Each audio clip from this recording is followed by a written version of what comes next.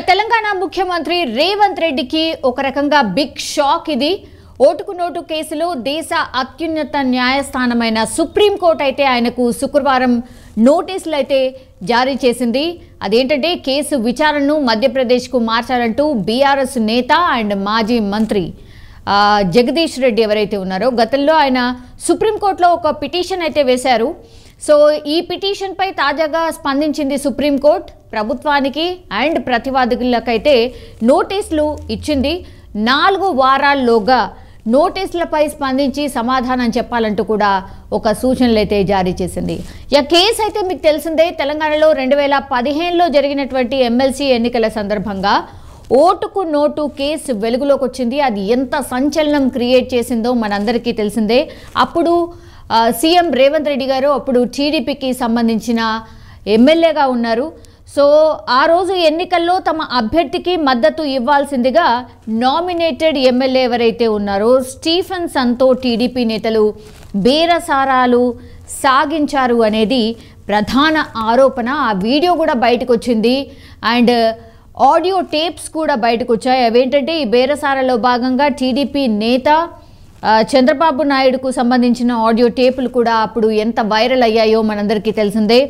So స్టీఫెన్సన్తో మాట్లాడింది చంద్రబాబే అంటూ ఇప్పటికే ఫోరెన్సిక్ నివేదిక కూడా తేల్చేసింది.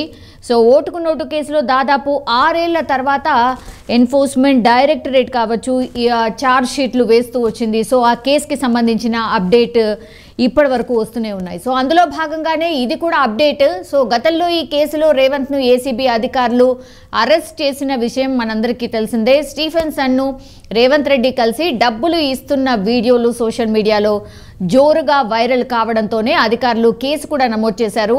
50 lakhs ఆఫర్ చేశారు అనేది ప్రధాన ఎలిగేషన్ అప్పట్లో. సో ఈ కేసులో రేవంత్ రెడ్డి కొన్నాళ్ల పాటు ఆయన జైలుకి కూడా వెళ్ళొచ్చారు. మనందరికీ తెలుసు. ఇప్పటికీ కూడా చాలా టైమ్స్ విమర్శలు ఏదైనా చేయాలంటే ఓటుకు నోటు కేసు అన్నటువంటి మాట మాట్లాడుతూ ఉంటారు చాలామంది, ఎస్పెషల్లీ బీఆర్ఎస్కి సంబంధించిన నేతలు పదే పదే ఈ మాటను ప్రస్తావిస్తూ ఉంటారు. రేవంత్ రెడ్డిని ఏమైనా ఎదుర్కోవాలన్నా ఆర్ ప్రశ్నించాలన్నా లేకపోతే ఆయన మీద కామెంట్ చేయాలన్నా కూడా ఈ మాటను పదే పదే వాడుతూనే ఉంటారు. సో ఆ కేసుకి సంబంధించిన అప్డేటే అనమాట. సో ఆ తర్వాత బెయిల్ మీద ఆయన బయటికి వచ్చారు. మనందరికీ తెలుసు ఆ టైంలోనే వాళ్ళ పాప మ్యారేజ్ కూడా సెట్ అయింది.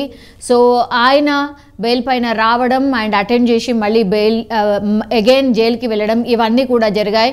సో కొంత 2015లో ఇది ఒక రకంగా ప్రకంపనలు క్రియేట్ చేసింది టోటల్గా. సో ఆ తర్వాత పరిణామాలతో అయితే ఈ కేసు కాస్త కనుమరుగైపోయింది. మనందరికీ తెలుసు ఇట్లా VVIPస్కి సంబంధించి ఆర్ ఎనీ కేస్ ఒక కేసు పడింది అంటే మనందరికీ తెలుసు కొన్ని రోజుల పాటు విచారణ సాగుతుంది, ఏదో జరుగుతుందో ఏమో అని అనుకుంటాం. కొన్ని టైమ్స్ జరుగుతాయి, కానీ కొన్ని టైమ్స్ అసలు ఏది జరగకుండానే ఇట్లనే సాగదీత ధోరణిలోనే కేసులన్నీ పోస్ట్పోండ్ అవుతూ ఆర్ విచారణలు వాయిదా పడుతూ అలా సాగుతూ వస్తూ ఉంటాయి. సో ఒక్కసారి కేసు పడింది అని అంటే మాత్రం అది ఎన్నేళ్ళు పడుతుందో దానికి తీర్పు రావడానికి అనేది ఆ దేవుడికే తెలవాలి అన్నటువంటిది మనందరికీ తెలుసు.